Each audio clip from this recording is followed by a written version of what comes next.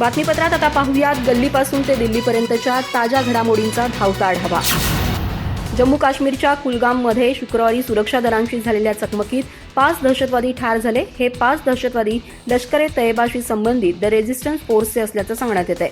16 नोव्हेंबरच्या संध्याकाळी सुरक्षा दलांना कुलगामच्या सामनू भागात दहशतवादी लपल्याची माहिती मिळाली होती। शोध मोहिमेदरम्यान दहशतवाद्यांनी गोळीबार केला। यानंतर चकमक सुरू झाली।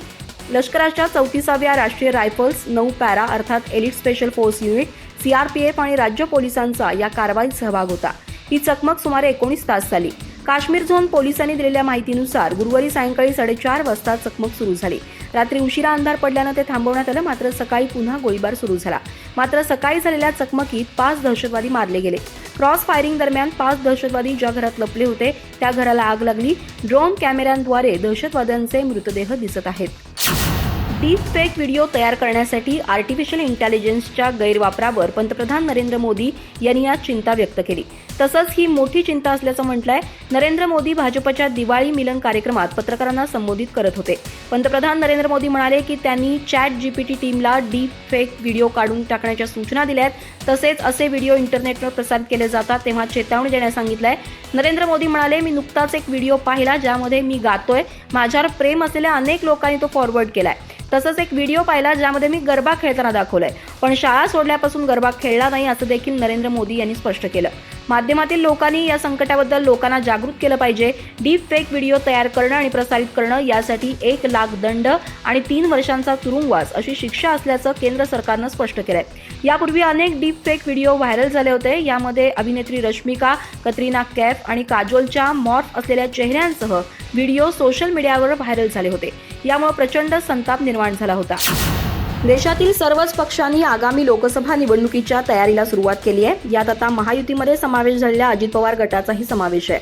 लोकसभा निवडणुकीत महाराष्ट्रातील 9 जागांसाठी अजित पवार गट आग्रही असल्याची माहिती समोर आली आहे। इतकंच नाही तर या मतदारसंघातील संभाव्य उमेदवारांची यादीही समोर आली आहे। यामध्ये छत्रपती संभाजीनगर लोकसभा मतदारसंघांचाही समावेश आहे। अजित पवार गटाला या संभाव्य उमेदवारांच्या मतदारसंघात चाचपणी करण्याच्या सूचना देखील देण्यात आल्या आहेत। राष्ट्रवादीकडे आधी असलेल्या 4 जागा तसंच त्या जागांव्यतिरिक्त आणखी 5 जागांची मागणी अजित पवार गटानं केली आहे। सध्या राष्ट्रवादी काँग्रेसकडे 4 जागा आहेत। यामध्ये बारामती, सातारा, रायगड, शिरूर या 4 लोकसभा मतदारसंघांचा समावेश आहे। या व्यतिरिक्त अजित पवार गटाच्या वतीनं धाराशिव, परभणी, दक्षिण मुंबई, भंडारा, गोंदिया आणि छत्रपती संभाजीनगर या 5 लोकसभा मतदारसंघांची मागणी केली आहे। रायगड लोकसभा मतदारसंघात पुढचा खासदार हा भाजपचाच असेल असा दावा भाजपचे प्रदेशाध्यक्ष चंद्रशेखर बावनकुळे यांनी केला होता। इतकंच नाही तर महायुतीला बाजूला ठेवून रायगडमधून धैर्यशील पाटील लोकसभा निवडणूक लढवणार असल्याचे संकेत देखील चंद्रशेखर बावनकुळे यांनी दिले होते। यामुळे अजित पवार यांच्या राष्ट्रवादी काँग्रेस पक्षात अस्वस्थता निर्माण झाली होती।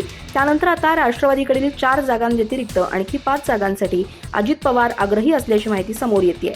त्यात रायगड लोकसभा मतदारसंघाचाही समावेश आहे। बाळासाहेबांनी शिवसेनेची स्थापना केली नसती तर आज महाराष्ट्र आणि स्वाभिमानानं उभा राहिलेला मराठी माणूस दिसला नसता। त्यांचे मराठी माणसावर अनंत उपकार आहेत। त्यांची परतफेड कधीच करता येणार नाही। या देशात खऱ्या अर्थानं हिंदुत्वाला जागं करण्याचं काम बाळासाहेब ठाकरे यांनी केलंय। मुंबईसह संयुक्त महाराष्ट्राचे त्यांचे स्वप्न पूर्ण करण्यासाठी त्यांनी कष्ट केले असं मत उद्धव ठाकरे गटाचे खासदार संजय राऊत यांनी व्यक्त केलंय।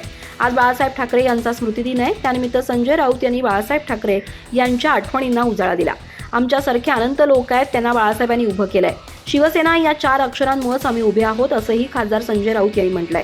कुणी मंत्री आणि कुणी मुख्यमंत्री झालं ते फक्त बाळासाहेबांमुळेच असा दावा देखील त्यांनी केला। त्यांच्या श्रद्धा असती तर त्यांनी बाळासाहेब ठाकरेंच्या विचारांच्या पाठीत खंजीर खुपसून कमळाबाईच्या दारात गुलामी केली नसती असा टोलाही त्यांनी लगावला। स्मृतीस्थळावर काल काही लोकांनी नौटंकी केली, त्यामुळे खऱ्या शिवसैनिकांनी विरोध केला असेल तर तो महाराष्ट्राला मान्य आहे। निष्ठावंत शिवसैनिकांनी काल गद्दारांना प्रतिकार केला असल्याचंही संजय राऊत यांनी सांगितलं। कालचा विरोध हा फक्त ट्रेलर होता आणि ही 2024ची तयारी असल्याचंही संजय राऊत यांनी म्हटलंय। महाराष्ट्राच्या मराठा आणि धनगर आरक्षणाच्या मुद्द्यावरून रान पेटलाय।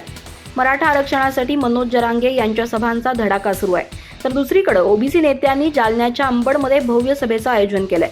त्यातच आता भाजप नेते गोपीचंद पडळकर यांनी मुख्यमंत्री एकनाथ शिंदे यांना थेट राजधर्माची आठवण करून धनगर आरक्षणाचा मुद्दा उपस्थित केलाय। त्यामुळे राज्य सरकारची डोकेदुखी चांगलीच वाढली आहे। गोपीचंद पडळकर यांचा मुख्यमंत्री एकनाथ शिंदे यांना राजधर्माची आठवण करून देणारा एक व्हिडिओ सोशल मीडियावर चांगलाच व्हायरल झालाय।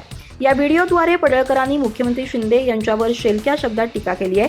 ते आपल्या व्हिडिओत म्हणतात की एकनाथ शिंदे साहेब, आपण मुख्यमंत्री आहात, एक संवेदनशील नेता म्हणून तुमची ओळख आहे, तरी तुम्हाला राजधर्माची आठवण करून देण्याची वेळ माझ्यावर आली आहे. आपण मुख्यमंत्री पदाची शपथ घेऊन सर्वांसाठी सर्वसमावेशक नेतृत्व करण्याची ग्वाही दिली.